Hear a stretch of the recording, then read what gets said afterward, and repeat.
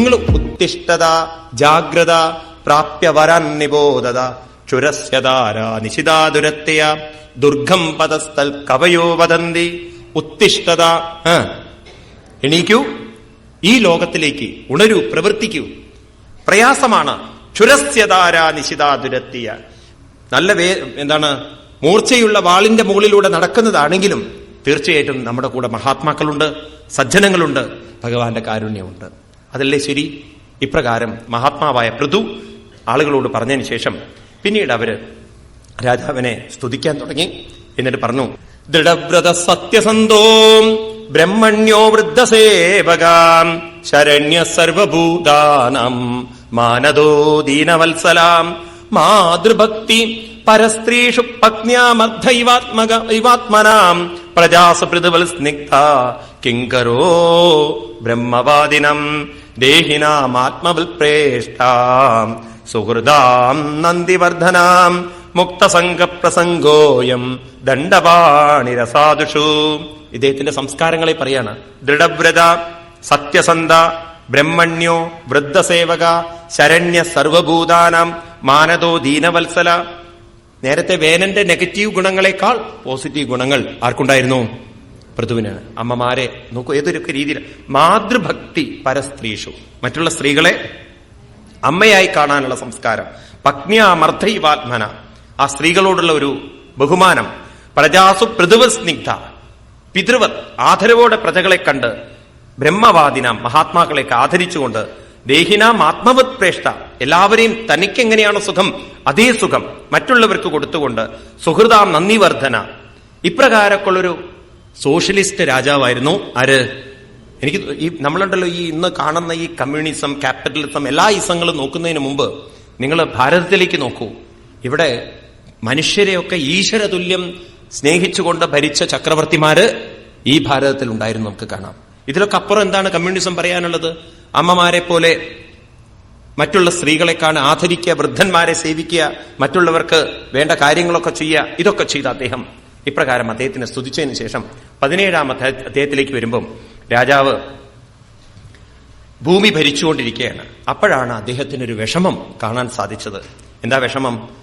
ഈ ഭൂമിയിൽ വേണ്ടത്ര ഭക്ഷണമില്ല, വെള്ളമില്ല, വരണ്ട് കിടക്കണു ഭൂമി. പ്രജകളൊക്കെ വളരെ ദുഃഖത്തിലാണ്. കസ്മാൽ ദദാര ഗോരൂപം, ഗോരൂപം എടുത്തു ഭൂമിദേവി. എന്നിട്ട് ആ ഭൂമിദേവിയുമായിട്ട് ഇദ്ദേഹത്തിന് യുദ്ധത്തിന് ഇടവന്നു എന്ന് പറഞ്ഞപ്പോ ആ കഥയെന്ന് വിസ്തരിച്ച് പറയാണ് പൃഥു പ്രജാനം കരുണം നിശമ്യ പരദേവിതം ദീർഘം ദദ്യോ കുരുശ്രേഷ്ഠ നിമിത്തം സോനുപദ്ധ്യത ഇതി വ്യവസ്ഥിതോ ബുദ്ധ്യ പ്രഹീത ശരാസന സന്തതേ പിശികം ഭൂമി ക്രുദ്ധസ്ത്രിപുരഹായഥാ. പ്രജകളില് രാജാവിനെ കണ്ടുകൊണ്ട് രാജാവിന്റെ അടുത്ത് വന്നിട്ട് പറഞ്ഞു, രാജൻ ഭക്ഷണമില്ല, ആഹാരമില്ല, പട്ടിണിയിലാണ്, ഞങ്ങൾ വളരെ ശോഷിച്ചിരിക്കുന്നു, ഞങ്ങൾക്ക് ജോലി ചെയ്യാൻ പറ്റുന്നില്ല, കുടിക്കാൻ വെള്ളമില്ല, കാരണം അത്രയും ഭൂമിയിൽ നിന്ന് ഒന്നും കിട്ടാതെ ഇരിക്കണോ. ഇത് കേട്ടതും രാജാവിന്റെ പ്രജകളുടെ ദുഃഖം കണ്ടപ്പോ അദ്ദേഹത്തിന് വിഷമം തോന്നി. അദ്ദേഹം ഭൂമിയുമായിട്ട് യുദ്ധം ചെയ്യാൻ നിശ്ചയിച്ചു. സന്തതേ വിശികം ഭൂമി ക്രുദ്ധസ്ത്രിപുരഹായഥ. അദ്ദേഹം ഭൂമിയെ ഒരു കൊല്ലാനുള്ള ദേഷ്യത്തോടു കൂടിയിട്ട് അസ്ത്രമെടുത്തുകൊണ്ട് സന്തതേ വിശികം ഭൂമി, തന്റെ ആയുധവുമായിട്ട് ഭൂമിയുടെ നേർക്ക് പോയി എന്നാണ്. ഭൂമിയാണെങ്കിലോ ഗൗ സത്യപാദ്രവൽ ഭീത മൃഗീയ മൃഗയുദ്രുത. ഭൂമി ഗോരൂപം എടുത്തുകൊണ്ട് അവിടുന്ന് ഓടാൻ തുടങ്ങി. ഇപ്പൊ ഭൂമിക്കെതിരെ യുദ്ധം ചെയ്യുന്ന ആദ്യത്തെ രാജാവാണ് പൃഥു മഹാരാജാവ്. അങ്ങനെ ഭൂമി ഓടുന്ന സമയത്ത് ഭൂമി വിളിച്ചു പറയാണ്, സത്വം ജിഹംസസേ കസ്മാൽ ദീനാമകൃത കൽബിഷം അഹനിഷ്യത കഥം യോഷം ധർമ്മജ്ഞേതിയോ മതി. രാജൻ സ്ത്രീകളെ രാജാക്കന്മാരെ വധിക്കാറില്ല, ധർമ്മിഷ്ഠന്മാരായ രാജാക്കന്മാരെ വധിക്കാറില്ല. ഞാനൊരു പശുവിന്റെ രൂപമെടുത്ത് ഓടിയല്ലേ. പ്രഹരന്തിന വൈ സ്ത്രീഷു കൃതാഹസ്വപിജന്തവ കിമുദ തദ്വിദാരാജൻ കരുണാധീനവത്സല. ഈ ഏഷയോട്, ഈ ധീനയോട് കാരുണ്യം കാണിച്ചുകൊണ്ട് ഈ ഉള്ളവളെ രക്ഷിച്ചാലും എന്ന് പറഞ്ഞപ്പോ രാജാവ്, ആ പൃഥു മഹാരാജാവ് ഭൂമിയോട് പറയാണ്, വസുദേ ത്വാം വദിഷ്യാമി മശാസനപരാങ്മുഖിം ഭാഗം ബഹിർഷിയാ വൃങ്ക്തേ നത്തനോദീ ചനോ വസു. വസുദേ ത്വാം വദിഷ്യാമി, ഞാൻ നിന്നെ തീർച്ചയായിട്ടും വധിക്കും, എനിക്ക് യാതൊരു പേടിയില്ല നിന്നെ വധിക്കുന്നത്. സ്ത്രീവധം തെറ്റാണോ ശരിയാണോ എന്ന് നോക്കില്ല ഞാൻ. കാരണം നീ എന്റെ പ്രജകളെ നീ വിഷമിപ്പിക്കുന്നു, എന്റെ പ്രജകളെക്കാൾ വലുതല്ല നിന്നോടുള്ള എനിക്കുള്ള ദേഷ്യം. അതുകൊണ്ട് എന്റെ പ്രജകൾക്ക് നീ വേണ്ടത് കൊടുത്തില്ലേ? ഭാഗം ബഹിർഹിയോ വൃങ്ക്തേ നത്തനോതി, ഞാൻ ഒരിക്കലും നിന്നെ സമ്മതിക്കാൻ പോകുന്നില്ല എന്ന് പറഞ്ഞുകൊണ്ട് ശസ്ത്രം കയ്യിലെടുത്തു. എന്നിട്ട് രാജാവ് വധിക്കും എന്നുള്ളത് കണ്ടപ്പോ ആ ദേവി ഏവം മന്യുമയം മൂർത്തിം കൃതാന്തമിവ വിഭ്രതം പ്രണതാ പ്രാഞ്ജലിപ്രാഹ മഹീ സഞ്ചാതവേബതു, പാതാരബിന്ദത്തിൽ വീണ് രാജാവിനെ തൊഴുത് നമസ്കരിച്ചു. എന്നിട്ട് ഭൂമി ദേവി പറയാണ്, ദേവി പറയണോ, നമ പരസ്മേ പുരുഷായ മായയാ വ്യന്യസ്തനാനാതനവേ ഗുണാത്മനെ നമസ്വരൂപാനുഭവേന നിർധുത ദ്രവ്യക്രിയാകാരക വിഭ്രമോമയേ. രാജൻ, അവിടുത്തെ വിട്ടുവീഴ്ചയില്ലാത്ത മനസ്സ് ഞാൻ കണ്ടു, അവിടുത്തെ പ്രജകളോടുള്ള സ്നേഹമുള്ള മനസ്സ് ഞാൻ കണ്ടു, അവിടുത്തെ ഒരു അനുകമ്പ ഞാൻ കണ്ടു. എന്നോട് ദേഷ്യം അങ്ങ് കാണിച്ചിരിക്കുന്നത് വാസ്തവത്തിൽ എന്നെ കൊല്ലാനല്ല, അങ്ങ് പ്രജകളോടുള്ള കാരുണ്യം കൊണ്ടാണ്. എനിക്കത് മനസ്സിലാവുന്നുണ്ട്. അങ്ങൊന്ന് മനസ്സിലാക്കണം രാജൻ, എന്തുകൊണ്ട് ഞാൻ ഇങ്ങനെയായി തീർന്നു എന്ന്. രാജാവിന് പറഞ്ഞു കൊടുക്കുകയാണ് ഭൂമി എന്തുകൊണ്ടാണ് വരണ്ടുപോയതെന്ന്. ഇവിടെ 18-ാം അധ്യായത്തില് 6-7 ശ്ലോകങ്ങളൊക്കെ നോക്കിക്കഴിഞ്ഞാൽ നമുക്കത് കാണാൻ സാധിക്കും. ദേവി പറയാണ്, പുരാ സൃഷ്ടഹ്യോഷതയോ ബ്രഹ്മണായാഭിശംബദേ ഭുജ്യമാനാമയാ ദൃഷ്ട അസദ്ഭീ അധൃതവ്രതൈ. പുരാ സൃഷ്ടഹ്യോഷതയ, ഈ പ്രകൃതിയിൽ ഓഷധകൾ എന്ന് പറഞ്ഞാൽ ചെടികളൊക്കെ പ്രകൃതി വികസിച്ചു വന്നപ്പം അതിലുണ്ടായിരുന്നതാണ്. ബ്രഹ്മണായ വിശാംബതേ, ഇത് എല്ലാവർക്കും വേണ്ടിയിട്ടാണ് വെച്ചിരിക്കുന്നത്. എന്നാൽ ഭുജ്യമാനയ മയാ ദൃഷ്ട അസദ്ഭി അധൃതവ്രതൈ, അവിവേകികളായിട്ടുള്ള ആളുകൾ അത് അവരുടെ അനുഭവങ്ങൾക്ക് വേണ്ടി മാത്രം എടുത്തു വെക്കാൻ തുടങ്ങി. എന്ന് വെച്ചാൽ മനുഷ്യൻ ഏത് വികാരത്തിലേക്ക് വന്നു? സ്വാർത്ഥതയിലേക്ക് വന്നു. എന്നവൻ സ്വാർത്ഥനായോ, അവന്റെ കാര്യങ്ങളൊക്കെ നോക്കിയോ, അപാലിതാനാധൃതാം ച ഭവദ്ഭിർലോകപാലകൈ ചോരീഭൂതേത ലോകേഹം യജ്ഞാർത്ഥേ ഗ്രസമോഷതി. പിന്നെ ഇവിടെ ഭരിച്ച രാജാക്കന്മാരും അതിൽ കൂടിച്ചേർന്ന് ചോരീഭൂതേ, എന്റെ സമ്പത്തെല്ലാം ചോരണം ചെയ്ത് അവരും അവരുടേതാക്കി എടുത്തു വെച്ചപ്പോ യജ്ഞാർത്ഥേ അഗ്രസമോഷതി, യജ്ഞാർത്ഥം പ്രജകളോടുള്ള കാരുണ്യം വിട്ടുകൊണ്ട് ഞാൻ എന്ത് ചെയ്തു? അഗ്രസം എല്ലാം ഉള്ളിലേക്ക് വലിച്ചെടുത്തു എന്നാണ്. ആരോടുള്ള കാരുണ്യം കൊണ്ട്? ഭൂമിയെ നശിപ്പിക്കാൻ വേണ്ടി ഇവർ നോക്കിയപ്പോ ഞാൻ എല്ലാം ഉള്ളിലേക്ക് വലിച്ചെടുത്തു. നോക്കൂ, ഈ 2 ശ്ലോകങ്ങളുണ്ടല്ലോ, ഇതാണ് സോഷ്യലിസം എന്ന് പറയുന്നത്, ഇതാണ് കമ്മ്യൂണിസം എന്ന് പറയുന്നത്. ഭാരതത്തിലെ ഒരു വലിയ ചിന്തനം ഈ 2 ശ്ലോകങ്ങൾ വായിച്ചാൽ തന്നെ നിങ്ങൾക്ക് മനസ്സിലാവും. ഇവിടെ ഉള്ളതെല്ലാം എല്ലാവർക്കും ഉള്ളതാണ്. പക്ഷെ അത് അവിവേകികളായിട്ടുള്ള ആളുകൾ അവരുടേതെന്ന് എടുത്തു വെക്കുമ്പോ ആർക്ക് വേദന വരണോ? ഭൂമിക്ക് വേദന വരണോ? അപ്പൊ ഭൂമി ഉള്ളതിനെ ഉള്ളിലേക്ക് വലിച്ചെടുക്കണോ? നമ്മളിത് ശ്രദ്ധിച്ച് മനസ്സിലാക്കണേ. നമ്മളൊക്കെ എത്രയോ വിദ്യാഭ്യാസമുള്ളവരാണെങ്കിലുണ്ടല്ലോ, പലപ്പോഴും നമ്മൾ ജീവിതത്തിന്റെ ചില ശാസ്ത്രങ്ങൾ അങ്ങോട്ട് മനസ്സിലാക്കുന്നില്ല. മനസ്സുമായിട്ടുള്ള ഒരു ബന്ധങ്ങള് നമ്മൾ തിരിച്ചറിയുന്നില്ല. നിയമങ്ങളും വ്യവസ്ഥകളും അല്ല പ്രകൃതിയെ നിലനിർത്തുന്നത്. ഈ പ്രകൃതിയെ നിലനിർത്തുന്നത് മുഴുവൻ മനസ്സ് തന്നെയാണ്. നിങ്ങൾ നോക്കൂ, നിങ്ങളുടെ വീട്ടിൽ പശു സങ്കല്പിക്കൂ, നിങ്ങൾ പണ്ടത്തെ ഒരു ജീവിതം, പശു, കൃഷി ഇതൊക്കെ ഉണ്ടെങ്കിൽ, നിങ്ങളുടെ മനസ്സ് നല്ല മനസ്സാണെങ്കിൽ അവിടെ സമ്പത്തും സമൃദ്ധിയും എന്നുമുണ്ട്. നിങ്ങളുടെ മനസ്സിൽ സ്വാർത്ഥതയും മത്സരവും ഉണ്ടെങ്കിൽ ആ സമ്പത്ത് അവിടെ നശിച്ചിട്ടുമുണ്ട്. ഈവൻ മൃഗങ്ങളോടുള്ള പെരുമാറ്റം തന്നെ നമുക്ക് മനസ്സിലാവും. നമ്മുടെ മനസ്സുകൊണ്ട് നമ്മൾ അവരെ സ്നേഹിച്ചാൽ അവരിങ്ങോട്ടും സ്നേഹിക്കും, സംശയമില്ലല്ലോ. ഈവൻ നമ്മുടെ സ്നേഹം തിരിച്ചറിയാൻ ചെടികൾക്ക് പോലും സാധിക്കുന്നുള്ളതാണ്. ഡോക്ടർ ജെസി ബോസ് എന്ന് പറയുന്ന കൽക്കട്ടയിലെ സയന്റിസ്റ്റ് ചെടികൾക്കും മനസ്സുണ്ടെന്ന് കണ്ടെത്തിയ ശാസ്ത്രജ്ഞനാണ് അദ്ദേഹം ചെടികൾ വളർത്തുന്ന സമയത്ത് ഒരിക്കൽ അദ്ദേഹത്തെ കാണാൻ ഒരു സുഹൃത്ത് വന്നു എന്നാണ്. ഇതിലൊക്കെ ഒരു പ്രത്യേകം ECG പോലുള്ള മെഷീനൊക്കെ വെച്ചിട്ടുണ്ട് അദ്ദേഹം. ഈ ചെടികളിലൊക്കെ അതിന്റെ വൈബ്രേഷൻ അറിയാം, സ്നേഹം കാണിക്കുമ്പോൾ അതിലുണ്ടാകുന്ന വ്യത്യാസങ്ങൾ അറിയാൻ വേണ്ടിയിട്ട്. അപ്പൊ ഇദ്ദേഹത്തിന്റെ വീട്ടിലേക്ക് ഒരു സുഹൃത്ത് അന്ന് ജെസി ബോസ് പുറത്തു പോയ സമയത്ത് ആ സുഹൃത്ത്, നമ്മുടെയൊക്കെ ഒരു സ്വഭാവമുണ്ട്, അവിടെ ഇരിക്കൂ, കുറച്ചു നേരം വെയിറ്റ് ചെയ്യൂ, ആള് വരുമോ നോക്കാന്നൊക്കെ പറയുമ്പോൾ അവിടെ ഇരുന്ന് കഴിഞ്ഞാൽ തൊട്ടടുത്ത് ചെടി ഉണ്ടെങ്കിൽ എന്തായിരിക്കും? കാര്യമൊന്നുമില്ല. കഴിഞ്ഞ ഏതോ ഒരു ജന്മങ്ങളിൽ എവിടെയോ ഒരു മൃഗത്തിന്റെ സ്വഭാവം അതപ്പോ കടിച്ചിട്ടുണ്ടാവും, പൊട്ടിച്ചിട്ടുണ്ടാവും, എന്തെങ്കിലുമൊക്കെ ചെയ്തിട്ടുണ്ടാവും നമ്മള്. ഇദ്ദേഹം ജെ.സി. ബോസിനെ കാണാൻ തിരിച്ചു പോയി. പിറ്റേ ദിവസം ഇദ്ദേഹം വരുമ്പോ ജെ.സി. ബോസ് അവിടെ ഉണ്ട്. ഇദ്ദേഹം ആ മുറിയിലേക്ക് കാല് വെക്കുന്ന സമയത്ത് ചെടികളിലേക്കൊക്കെ ജെ.സി. ബോസ് നോക്കുമ്പോൾ ഏത് ചെടിയുടെ ഇലയാണോ അദ്ദേഹം നുള്ളിയത് അതിലുള്ള വൈബ്രേഷൻ വളരെ ഹൈ ഫ്രീക്വൻസിയിൽ ചലിക്കുന്നതായിട്ട് അദ്ദേഹത്തിന് തോന്നിയതാണ്. അതായത് അദ്ദേഹം വരുന്ന സമയത്ത് ചെടിക്ക് പേടിയുണ്ടായിരുന്നു. ശരാ, അപ്പൊ നമ്മളൊക്കെ പോകുമ്പോഴോ തെങ്ങിനൊക്കെ ഓടാൻ പറ്റാത്തതുകൊണ്ടായിരിക്കാം ചില ചെടികളൊക്കെ ഓടിയിട്ടുണ്ടാവും അവിടെ നിന്ന്. അപ്പൊ അങ്ങനെ ആ ഒരു പേടി മനസ്സ് അതിലേക്ക് എത്തുന്നുണ്ടെന്നും അതിനത് ഫീൽ ചെയ്യുന്നുണ്ടെന്നും അദ്ദേഹത്തിന് കണ്ടെത്താൻ സാധിച്ചിട്ടുണ്ടെങ്കിൽ, അത് ശാസ്ത്രീയമായി അദ്ദേഹം തെളിയിച്ചിട്ടുണ്ടെങ്കിൽ, നമ്മുടെ മനസ്സ് മറ്റുള്ള മനസ്സുകളിലേക്ക് സ്വാധീനം ചെയ്യുന്നുണ്ട്.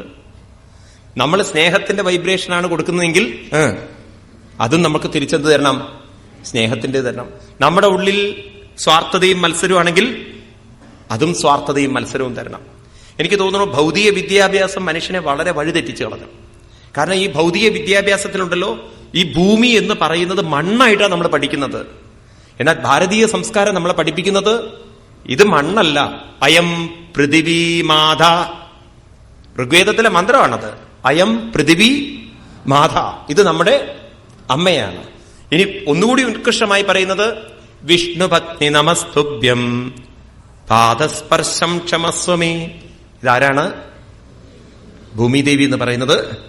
അപ്പൊ നമ്മൾ അതിനെ കാണുന്ന ജീവനുള്ള ഒരാളായി, ഒരു ശക്തിയായിട്ടാണ്. അപ്പൊ ജീവനുള്ള ഒരു ശക്തിയെ നമ്മൾ തിരിച്ചറിയാതെ അതിൽ നിന്ന് കിട്ടുന്നത് നമ്മൾ പങ്കുവെക്കാതെ എടുത്തു വെക്കുമ്പോ ആ അമ്മയ്ക്കും വിഷമം വരും. സ്വാഭാവികമാണ്. ഏതൊരു മക്കൾ എടുത്തു വെക്കുന്ന സംസ്കാരമുണ്ടോ, പങ്കുവെക്കുന്ന സംസ്കാരമില്ലേ, മറ്റു മക്കൾക്ക് കൊടുക്കാതിരിക്കുന്നു, അപ്പൊ തീർച്ചയായിട്ടും അവർക്ക് കൊടുക്കാൻ വേണ്ടി അമ്മ, ഒരു മകൻ എടുക്കുന്നത് കൊടുക്കുന്നില്ല, പങ്കുവെക്കുന്നില്ലെങ്കിൽ കിട്ടാത്തവർക്ക് വേണ്ടി അമ്മ എന്ത് ചെയ്യും? അമ്മ മാറ്റിവെക്കേണ്ടി വരും. അതുതന്നെയാണ് ഇന്ന് പ്രകൃതിയിൽ നടക്കുന്നതെന്ന് പറയാണ്. അപ്പൊ വെള്ളത്തിന് ക്ഷാമമുണ്ടെങ്കിൽ, വസ്തുക്കൾക്ക് ക്ഷാമമുണ്ടെങ്കിൽ, അതൊക്കെ ഭൂമി തരാതിരിക്കുന്നുണ്ടെങ്കിൽ അതിന് കാരണം നമ്മുടെ പെരുമാറ്റത്തിന്റെ ദൂഷ്യങ്ങൾ തന്നെയാണ്. അപ്പൊ പങ്കുവെക്കുന്ന സംസ്കാരമാണ് യജ്ഞ സംസ്കാരം.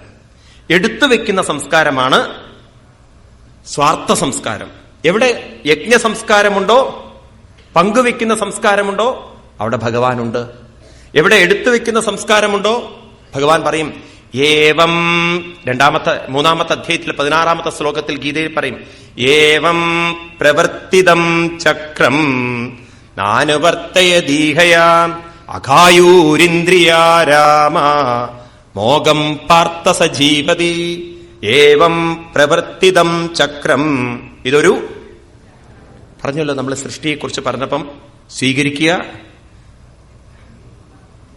എടുക്കുക, പങ്കുവെക്കുക. ഇതാണ് പ്രകൃതിയുടെ നിയമം. നാം എടുക്കുന്നു, നാം അത് കൊടുക്കുന്നു. എന്തോ ഓക്സിജനൊക്കെ പിടിച്ചു വെക്കാൻ പറ്റാത്തോണ്ടാ, അല്ലെങ്കിൽ നമ്മൾ അതും പിടിച്ചു വെച്ചിട്ടുണ്ടാവും. അതങ്ങനെ പ്രകൃതിയിലൊരു സിസ്റ്റം വെച്ചതുകൊണ്ട് നമ്മൾ അങ്ങനെ പിടിച്ചു വെക്കാതെ കൊടുക്കുന്നു എന്ന് മാത്രം. എന്നാലും നമ്മൾ കുറെ കുഴപ്പങ്ങൾ ഉണ്ടാക്കുന്നുണ്ട്. വേണ്ടാത്ത സാധനങ്ങൾ, കുറെ സിസ്റ്റങ്ങൾ കേടുവരുത്തിക്കൊണ്ടാണല്ലോ ഷുഗർ പിടിച്ചു വെക്കുന്നത്. അത് പിടിച്ചു വെച്ചിട്ട് പിന്നെ നമ്മൾ അറിയുന്നത് വേണ്ടാത്ത സാധനമാണെന്നുള്ളത്. ഇങ്ങനെയൊക്കെ ചിലതൊക്കെ നമ്മൾ കുഴപ്പങ്ങളാക്കിയിട്ട് നമ്മൾ രോഗികളാവുന്നുണ്ട്. പോട്ടെ.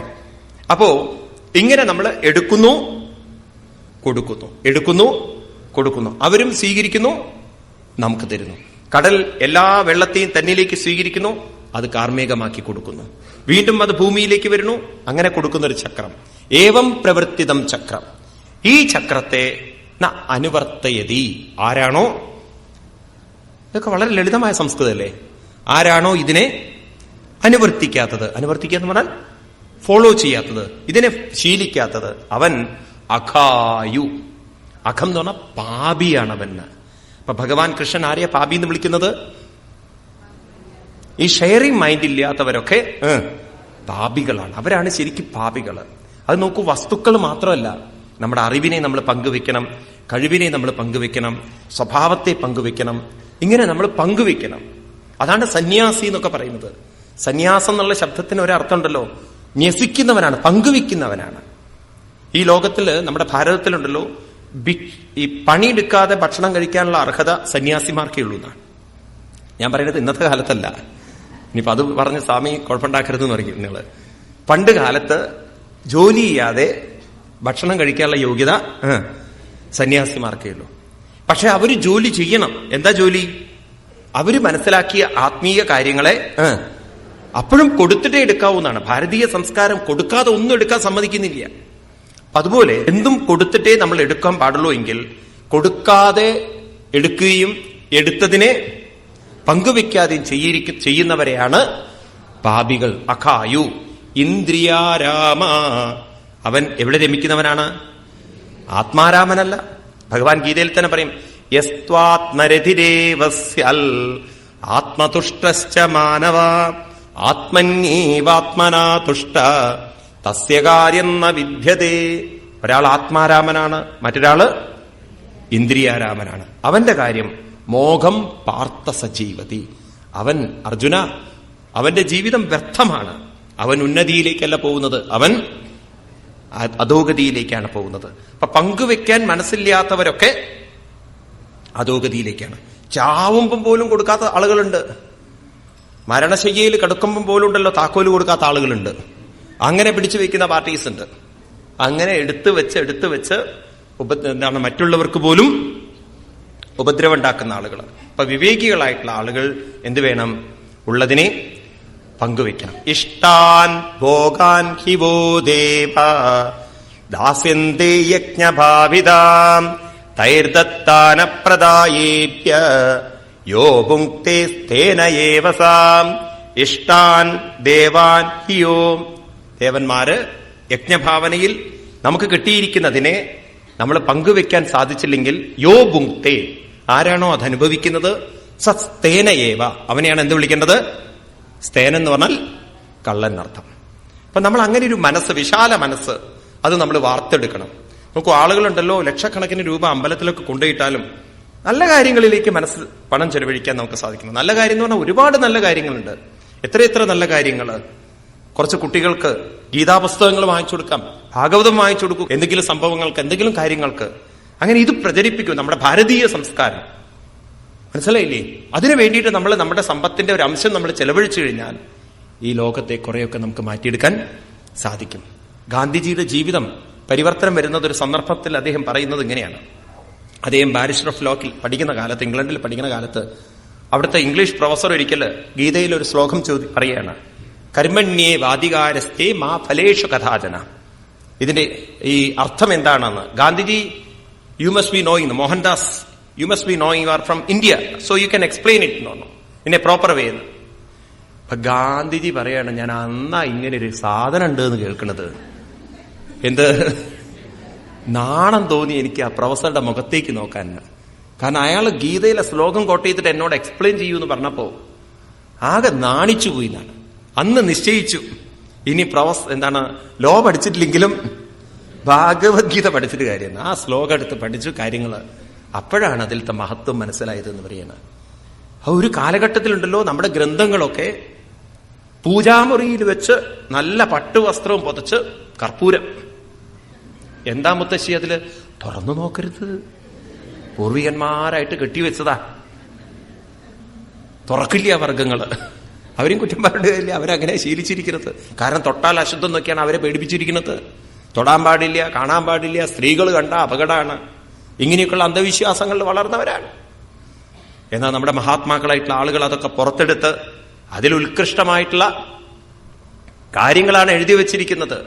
നമ്മുടെ നിത്യജീവിതത്തെ ധന്യമാക്കുന്ന, നമ്മുടെ സ്വഭാവത്തെ നല്ലതായി രൂപീകരിക്കുന്ന, നമ്മുടെ ജീവിതാനുഭവങ്ങളോട് എങ്ങനെയാണ് പ്രതികരിക്കേണ്ടതെന്ന് പഠിപ്പിക്കുന്ന, ജീവിതത്തെ തന്നെ ഒരു പോസിറ്റീവാക്കി മാറ്റുന്ന ഒരു വലിയ വഴികാട്ടിയാണ്, ടോർച്ചാണ് ഇത് എന്ന് നമ്മൾ മനസ്സിലാക്കുമ്പോൾ നമ്മുടെ ജീവിതത്തിൽ എത്ര വലിയൊരു കടപ്പാടാണ് അതിനോട്. അതുകൊണ്ട് ഗാന്ധിജി പറഞ്ഞു, എന്റെ അമ്മ പ്രസവിച്ച അമ്മയെന്നല്ല പറഞ്ഞത്, ഗീത എന്റെ അമ്മയാകുന്നു തുറന്നു പറയാൻ സാധിച്ച ആളാണ്.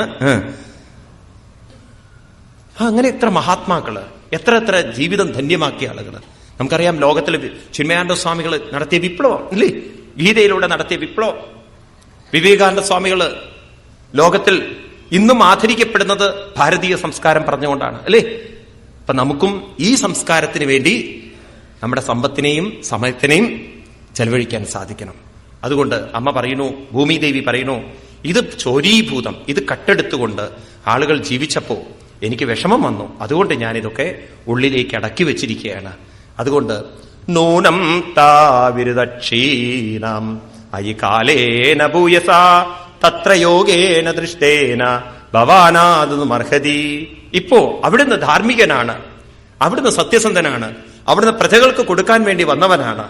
അതുകൊണ്ട് എനിക്ക് വളരെ സന്തോഷമായി രാജൻ, ഞാൻ ധന്യയായി, കൃതാർത്ഥയായി. ഇനി ഒരു കാര്യം ചെയ്യൂ. വത്സം കൽപ്പയമേ വീര ഏനാഹം വത്സലാത്തവാം ദോക്ഷേ ക്ഷീരമയാൻ കാമാൻ അനുരൂപം ച ദോഹനം. എന്നെ ഒരു പശുവായി സങ്കല്പിച്ച് അങ്ങൊരു പശുക്കുട്ടിയെയും കറക്കുന്നവനെയും കണ്ടെത്തൂ.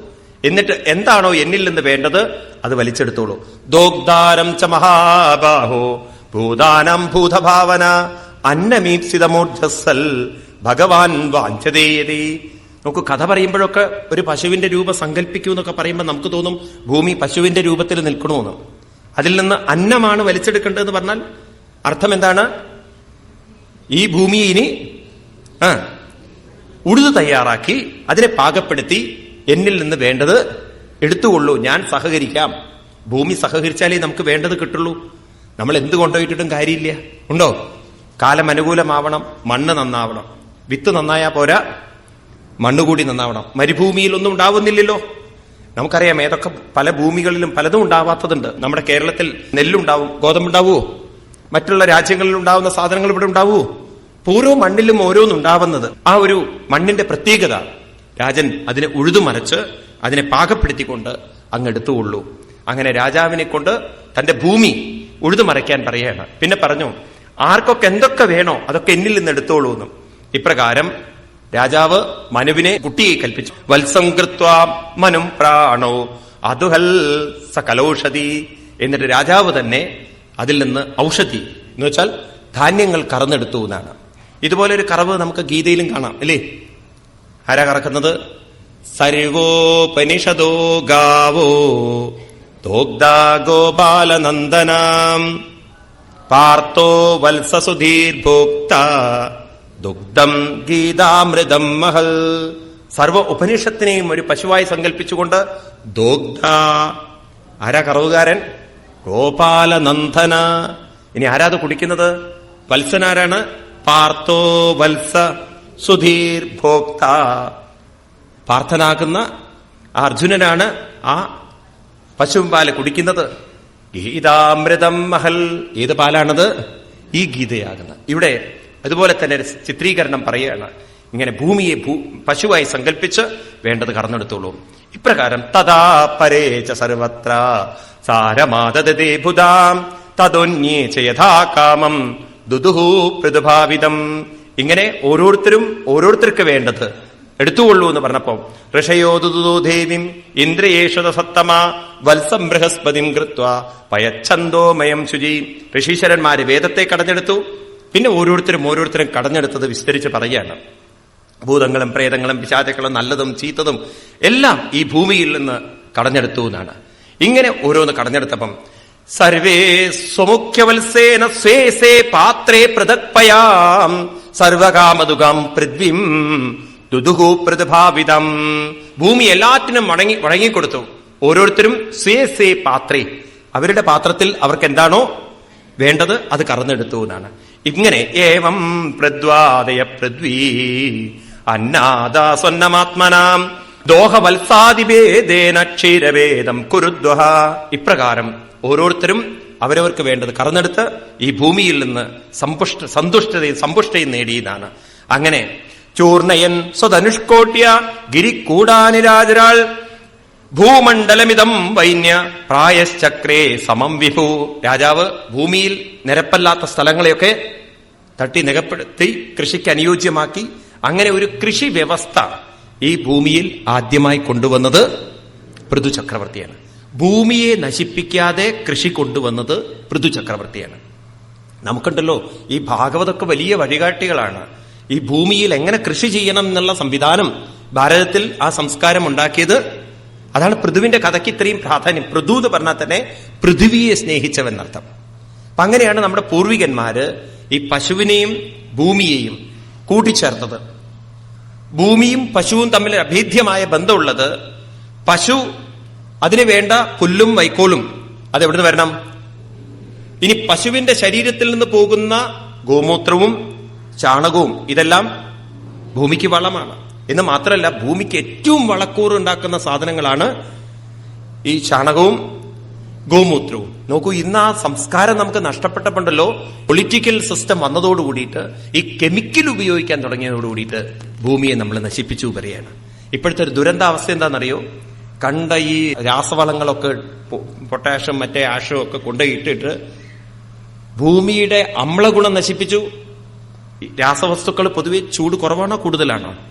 നിങ്ങളുടെ കയ്യിൽ തന്നെ പൊട്ടാഷ്യം ഇട്ട് കഴിഞ്ഞാൽ ചൂടാണത്, കെമിക്കല്.